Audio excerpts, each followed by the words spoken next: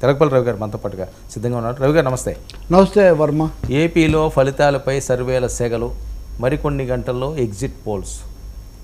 Yeah, ఇప్పుడు మీరు ఇన్ని ప్రశ్నలు వేసి వీటి అన్నిటికీ అంటే మన దగ్గర సమాధానం లేదు. వీటి కోసం రేపటిదాకా వెయిట్ చేయాల్సిన పరిస్థితే.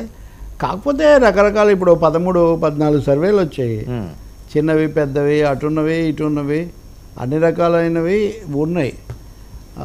ఇందులో తమకు అనుకూలంగా ఉన్నవి తాము తీసుకుంటామనేవాళ్ళు. అవును. ఇప్పుడు నిన్న మీరు చెప్పిన ఆత్మసాక్షి, నాగన్న సర్వేలు ఇవి రెండు వైసీపీ వైపు చూపిస్తున్నాయి. అయితే ఇవి తెలంగాణలో ఫెయిల్ అయ్యాయి కదా అని, మొన్నే కదా ఫెయిల్ అయ్యాయని, రెండు కూడా ఒకటి కాదు రెండు కూడా ఫెయిల్ అయినాయి. బట్ నిన్న నేను చెప్పినట్టు ఒకసారి ఫెయిల్ అయ్యాయి కాబట్టి సర్వే సంస్థలు అవేమి ఇదవ్వవు కదా. కాబట్టి ఇప్పుడు మీరు ఇలా చూస్తూ ఉంటే వరుసగా ఇక్కడ 13 సర్వేలు ఉన్నాయి. ఎవరు పంపించారు అనే విషయం పక్కన పెడితే సో వస్తూనే ఉన్నాయి ఇవి. కాబట్టి వీటిలో మిక్స్డ్గా ఉందని చెప్పొచ్చు మనం. ఇంకొకటేమో అనధికారికంగా, అధికారికంగా జగన్ ఏమో మనం ప్రభుత్వం ఏర్పాటు చేస్తున్నాము, అదేమంటారు ప్రభుత్వం ఏర్పాటు చేస్తున్నాము మనకు మళ్ళీ అని ఆయన లండన్ నుంచి ట్వీట్ చేశారని అది పెట్టారు. ఇటు చూస్తే చంద్రబాబు నాయుడు తను కలుసుకున్న వాళ్ళను జగన్కు 32 సీట్లే వస్తున్నాయి అన్నాడని కొంతమంది. అంటే 30 అంటే దాదాపు 10 కూడా 150, 140 అంతే కదా. కాబట్టి ఇద్దరు కూడా మాకు 150 అంటున్నారు. కానీ ఇద్దరిది అతిశయోక్తి అని నేను అంటున్నా.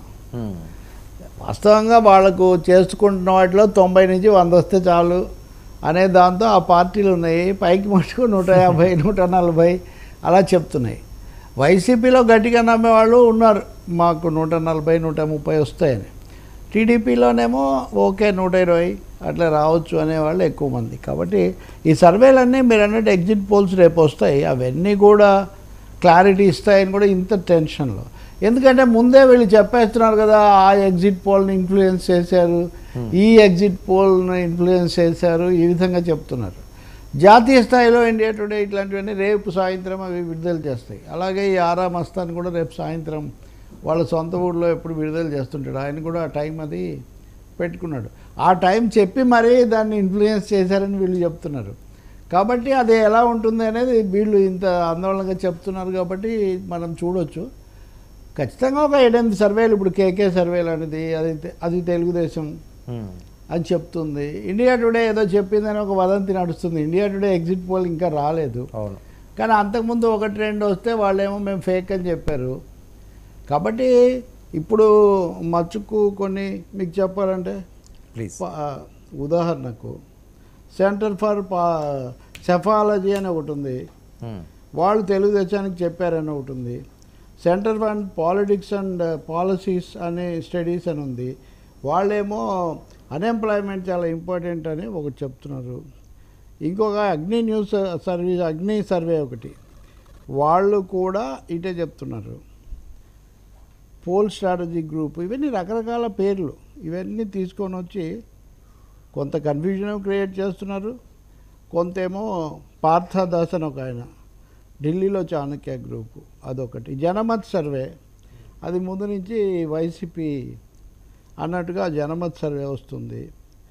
ఇంకొన్ని ఫేక్ అని కూడా మధ్యలో ఈ ఫేక్తో పాటు, ఉదాహరణకు నిన్న మన తెలుగులో మేము బాగా చూసేవాళ్ళు చెప్పినవి ఫేక్ అని మధ్యాహ్నానికి వాళ్ళు ప్రకటించారు. కాబట్టి ఇప్పుడు ఈ పార్థదాస్ అని ఆయన చూడండి, బీజేపీకి 1 సీట్ వస్తుంది ఆంధ్రాలోని. పైగా జాతీయ స్థాయిలో వాళ్ళు ఎక్కువ ఢిల్లీని దృష్టిలో పెట్టుకొని చెప్తున్నారు. దానివల్ల కూడా మనకు కొంచెం ప్రాబ్లం వస్తుంది. వీళ్ళందరినీ అలా ఉంచి ఆత్మసాక్షి సరే వైసీపీకి 110, 122 మధ్యలో వస్తాయనేది ఆత్మసాక్షి అదే వైఖరితో ఉంది. వీళ్ళందరినీ అలా ఉంచి మన ఎల్వి సుబ్రహ్మణ్యం, ఇది చూడండి, సెన్సార్ రిపోర్ట్స్ అనే సర్వే. ఈ సెన్సార్ వాళ్ళ సర్వే టీడీపీకి 92 వస్తాయని వీళ్ళు చెప్తున్నారు. అంటే ఇవన్నీ కూడా ఏకరువు పెట్టడం ఎందుకంటే ఇంత మిక్స్డ్గా ఉంది అని. ఈ సురేష్ కుమార్ అని ఒక సీనియర్ అని ఆయన రెగ్యులర్గా ట్విట్టర్లో పెడుతున్నాడు వైసీపీ వస్తుందని. So it's a kind of confusion ఉంది, కన్ఫ్యూజన్ పెంచుతున్నారు, ఇదంతా జరుగుతుంది.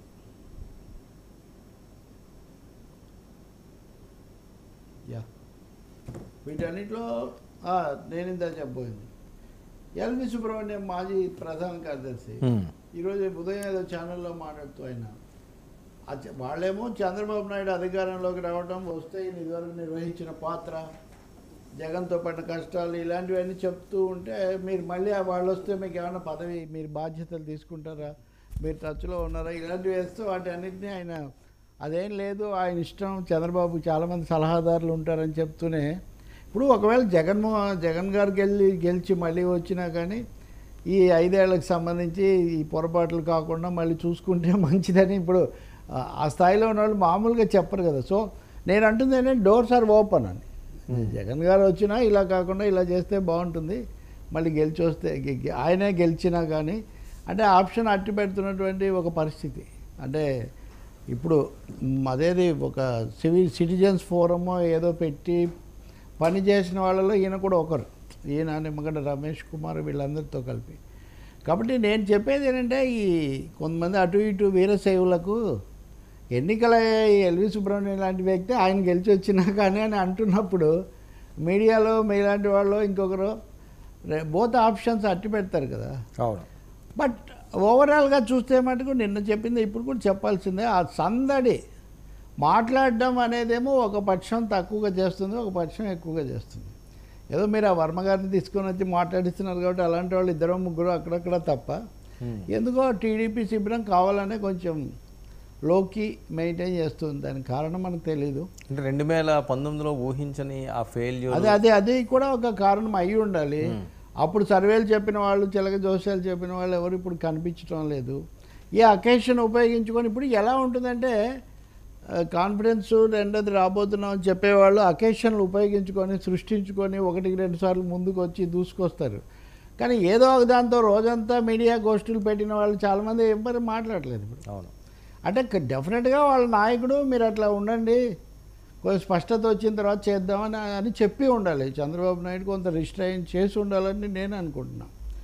తర్వాత చేస్తే చేయొచ్చు. కానీ ఇంకొకటి ఏంటంటే ఎన్డీఏలో భాగంగా ఉన్నారు కాబట్టి ఎన్డీఏ దేశంలో ఇతర చోట్ల కూడా అంతంత మాత్రమే, అంటే వాళ్ళు ఆశించిన 400, 300 కాకుండా 275, 300 రకరకాల లెక్కలు నడుస్తున్నాయి కదా. దక్షిణాదిలో వాళ్ళు అసలే వీక్ కదా. సో ఈ ఫ్యాక్టర్ వల్ల కూడా నేషనల్గా వాళ్ళు ఎక్కువ సర్వేలు మేనేజ్ చేస్తున్నట్టున్నారు. రేపు సాయంత్రం నుంచి వచ్చే నేషనల్ సర్వేల్లో మీకు మంచి ఫిగర్స్ రావచ్చు అని నేను అనుకుంటున్నాను. ఖచ్చితంగా అది నిజాల తర్వాత 4వ తారీఖు సెంటర్ అంటే అందులో భాగంగా చెప్పాలి కదా. ఆంధ్రప్రదేశ్, కర్ణాటక ఇక్కడ ఇన్ని వస్తాయని. సో అది వచ్చిన తర్వాత కొంత ఊపు రావచ్చు. వీళ్ళు చెప్తున్నారు, తెలుగుదేశం వాళ్ళు అయితే మాకు ఫలానా సర్వే అనుకూలం ఫలానాది అని వాళ్ళు చెప్తున్న మాట కూడా ఉంది.